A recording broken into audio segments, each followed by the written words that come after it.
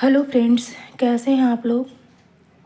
आज हम लोग महाकवि भारवी विरचित किरातार्जुनीयम जो भूमिका चल रहा है, इसमें आज हम लोग महाकवि भारव की रचनाओं को देखते हुए चलेंगे भूमिका भाग में। तो अगर आपने पिछली वीडियो को नहीं देखा है तो इसी चैनल पर विजिट करके आप देख सकते हैं।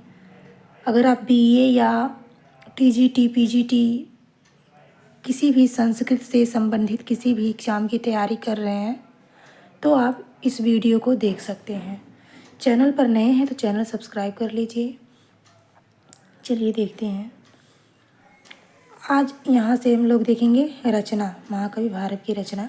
महाकवि भारव की एकमात्र रचना किरातार्जुनीयम नामक महाकाव्य बृहत्त्रयी के अंतर्गत समादृत है और भारव के वैदुष्य का परिचायक है। इसके आधार पर ही अपूर्व स्थान पर प्रतिष्ठित हुए यह महाकाव्य महाभारत के वन पर्व की एक घटना को अधिकृत करके रचा गया है। 18 सर्गों में वर्णित एक बृहदाकार महाकाव्य है। यद्यपि कथा वस्तु की दृष्टि से इस महाकाव्य का कथानक अत्यंत लघु है, फिर भी कवि ने अपनी अद्भुत प्रतिभा और कल्पना शक्ति के द्वारा अनेक ऐसे नवीन प्रसंगों को स्थान देकर महाकाव्य के रूप में जिस रचना का लोकार्पण किया और पांडित्य प्रधान जिस अलंकृत शैली का प्रदर्शन किया, वह आज भी दिग्दिगंत में अपनी कीर्ति पताका फहराती हुई विद्वत मंडली में समादृत है। इस महाकाव्य का 18 सर्गों में विस्तृत कथानक अत्यंत संक्षेप में इस प्रकार प्रस्तुत किया जा सकता है।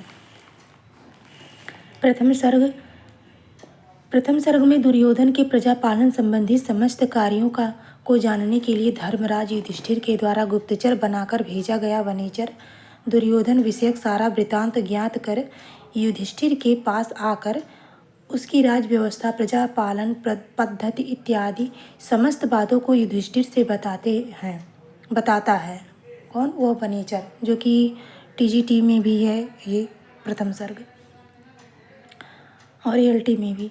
उस वृतांत को सुनकर और वनेचर को विदा कर युधिष्ठिर अपनी पत्नी द्रौपदी तथा भाइयों से भी उसे बताते हैं, जिसको सुनकर द्रौपदी क्रोधित होती हैं और युधिष्ठिर को कौरवों से युद्ध करने के लिए प्रेरित करती हैं। द्वितीय सर्ग में भीम द्रौपदी के तर्क का समर्थन करते हुए युधिष्ठिर से अपने चारों भाइयों के अतुलनीय पराक्रम को बतलाकर उन्हें विश्वास दिलाते हैं कि युद्ध क्षेत्र में निश्चित रूप से विजय श्री उन्हीं को मिलेगी, क्योंकि कोई भी शत्रु उनका सामना करने में समर्थ नहीं है। किंतु नीति निष्णात युधिष्ठिर अपना सूझबूझ के द्वारा भीम को नीतिमय उक्तियों से शांत करते हुए कहते हैं कि हमें उचित अवसर की प्रतीक्षा करनी चाहिए, जब तक कि दुर्योधन पक्ष के राजागण उसके अभिमानी स्वरूप से अपमानित होकर उससे अलग ना हो जाएं और हमारे मित्रगण हमारी सहनशीलता की प्रशंसा ना करने लगे। इसी समय भगवान वेदव्यास वहाँ पधारते हैं। तृतीय सर्ग में भगवान वेदव्यास कौरवों और पांडवों की युद्ध की अवश्यंभाविता को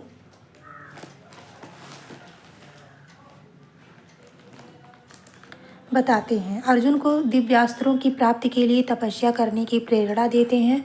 अर्जुन व्यास द्वारा भेजे गए गुह्यक के साथ हिमालय पर्वत की ओर प्रस्थान करते हैं। चतुर्थ सर्ग में शरद ऋतु का मनोहारी वर्णन है। पंचम सर्ग में हिमालय पर स्थित इंद्रकील पर्वत शिखर के महत्व का वर्णन और वहीं अर्जुन द्वारा कठिन तपस्या प्रारंभ करने का वर्णन है। छठे सर्ग में अर्जुन की कठिन तपस्या से भयभीत होकर देवराज इंद्र के द्वारा उसे भंग करने के लिए अप्सराओं को भेजने का वर्णन है। सप्तम सर्ग में इंद्र के द्वारा प्रेरित गंधर्वों और अप्सराओं के आने और उनके विलासों का वर्णन है। अष्टम सर्ग में गंधर्वों और अप्सराओं के वन विहार, स्नान, क्रीड़ा इत्यादि का वर्णन है। नवम सर्ग में सायंकाल और चंद्रोदय का मनोहारी वर्णन, सूरत वर्णन तथा प्रभात वर्णन का विस्तृत चित्रण है। दसम सर्ग में वर्षा ऋतु वर्णन और अप्सराओं के द्वारा अर्जुन की तपस्या को भंग करने के लिए किए गए विविध प्रयत्नों में सफल होकर इंद्रलोक वापस जाने का वर्णन है। एकादश सर्ग में अर्जुन की तपस्या से प्रसन्न होकर देवराज इंद्र मुनि वेश धारण कर अर्जुन के पास आते हैं और उसको पाशुपत अस्त्र की प्राप्ति के लिए भगवान शिव की उपासना करने का उपदेश देते हैं। द्वादश सर्ग में अर्जुन इंद्र के उपदेशानुसार भगवान शिव को प्रसन्न करने के लिए उनकी तपस्या में संलग्न होते हैं। तत्पश्चात मूक नामक मायावी दानव के द्वारा अर्जुन पर आक्रमण करने के लिए सूकर का रूप धारण करने का वर्णन है। त्रयोदश सर्ग में सूक रूपधारी मायावी दैत्य अर्जुन को मारने के लिए उपस्थित होता है। अर्जुन और किरात वेशधारी शिव दोनों लोग एक साथ सूकर पर बाण छोड़ते हैं। मृत सूकर को लगे हुए बाण के लिए अर्जुन और किरात के अनुचर एक दूसरे से वाद विवाद करने लगते हैं। चतुर्दश सर्ग में किरात वेशधारी शिव का सेना सहित आगमन और उक्त वाद विवाद का एक भयंकर युद्ध के रूप में परिवर्तित होने का वर्णन है। पंचदश सर्ग में चित्रालंकार के माध्यम से विविध प्रकार के जटिल चित्र युद्ध का वर्णन है। षोडश सर्ग में अर्जुन और किरात वेशधारी शिव का दिव्यास्त्रों से युद्ध होता है तथा शिव अर्जुन के सभी अस्त्रों को छिन्न भिन्न कर देते हैं। सप्तदश सर्ग में किरात की सेना तथा अर्जुन का युद्ध और अर्जुन के द्वारा किरात वेशधारी शिव पर वृक्षों और बड़ी बड़ी चट्टानों से आक्रमण करने तथा शिव के द्वारा उनको भी विफल कर देने का वर्णन है। अष्टादश सर्ग में अर्जुन और किरात वेशधारी शिव दोनों लोग मल्ल युद्ध करने लगते हैं। अर्जुन की वीरता से प्रसन्न होकर शिव जी अपने वास्तविक रूप में प्रकट होते हैं। अर्जुन शिव जी की वंदना करता है। उसके पश्चात इंद्रादि देवताओं का भी आगमन होता है। भगवान शिव उसको पाशुपत अस्त्र प्रदान करते हैं। इंद्रादि देवताओं द्वारा भी उसे विविध दिव्यास्त्र प्रदान किए जाते हैं। तत्पश्चात सफल मनोरथ अर्जुन भगवान शिव के चरण कमलों में शीश झुकाकर प्रणाम करके और विजय श्री का आशीर्वाद लेकर देवताओं के द्वारा प्रशंसित होता हुआ महान जय लक्ष्मी को धारण करके द्वैत वन में आकर धर्मराज युधिष्ठिर को प्रणाम करता है। इसी के साथ इस महाकाव्य की कथा समाप्त होती है।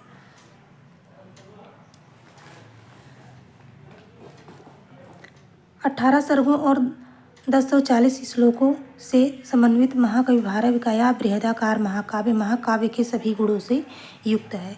आचार्य दंडी, आचार्य विश्वनाथ इत्यादि आचार्यों के द्वारा प्रतिपादित किया गया महाकाव्य का स्वरूप पूर्ण रूपेण किरातार्जुनीयम महाकाव्य में घटित होता है। इसी कारण परवर्ती समीक्षकों ने इसे बृहत्रयी के अंतर्गत अनन्य रूप में परिगणित किया। महाकाव्य का नायक धीरोदात्त नायक के गुणों से समन्वित मध्यम पांडव वीर अर्जुन है। उसी के आधार पर महाकवि ने अपनी महाकाव्य का नामकरण भी किया है किरातार्जुनीयम। वस्तुतः नायक अर्जुन ही है। अर्जुन ही किरात वेशधारी भगवान शिव से अमोघ पाशुपत अस्त्र प्राप्त करता है, जो महाकाव्य का फल भी है। किरातार्जुनीयम पद की व्युत्पत्ति है किरातश्च अर्जुनश्च इति किरातार्जुनो, ये द्वंद्व समास। तव अधिकृत कृतम काव्यम इति किरातार्जुनीयम। किरातार्जुनीयम इस द्वंद्व समास में पाणिनि के शिशु क्रंद यम सब द्वंद्व इंद्र जननादिभ्यश्च द्वारा सूत्र द्वारा छा प्रत्यय होकर किरातार्जुन प्लस छा यह रूप बनता है। फिर इस छा को आयनेयिनी यह फढ़ ख छ घाम प्रत्ययादीनाम सूत्र से ई आदेश होकर किरातार्जुनीय शब्द बनता है। ये सब बहुत इम्पोर्टेंट है। इसको आप लोग अच्छे से वीडियो को कई बार रिवाइज करके देख लीजिए, इससे आपको याद हो जाएगा। इससे प्रश्न बनते हैं, बहुत ज़्यादा भूमिका से प्रश्न बनता है एग्ज़ाम में। तो फ्रेंड्स, इसको यहीं पे स्टॉप मैं करती हूँ। इसके आगे अभी जो भूमिका में थोड़ा बहुत और बचा हुआ है मैं अगले वीडियो में दूँगी। तो अगर आप चैनल पर नए हैं, चैनल सब्सक्राइब कर लीजिए और लाइक और कमेंट करना ना भूलें और शेयर भी कर दिया कीजिए। तब तक के लिए बाय बाय।